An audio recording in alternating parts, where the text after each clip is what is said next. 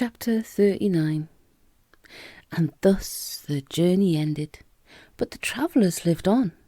Every one of them became rich and successful in the new country. The centipede was made vice president in charge of sales of a high-class firm of boot and shoe manufacturers. The earthworm, with his lovely pink skin, was employed by a company that made women's face creams to speak commercials on television. The silkworm and Miss Spider, after they'd both been taught to make nylon thread instead of silk, set up a factory together and made ropes for tightrope walkers.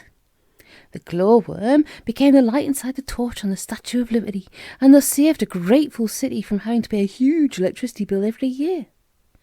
The old green grasshopper became a member of the New York Symphony Orchestra, where his playing was greatly admired.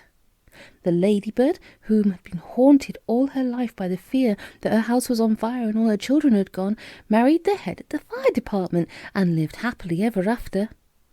And as for the enormous peach stone, it was set up permanently in a place of honour in Central Park and became a famous monument. But it was not only a famous monument, it was also a famous house, and inside the famous house there lived a famous person, James Henry Trotter himself. And all you had to do any day of the week was to go and knock upon the door, and the door would always be open to you, and you would always be asked to come inside and see the famous room where James had first met his friends.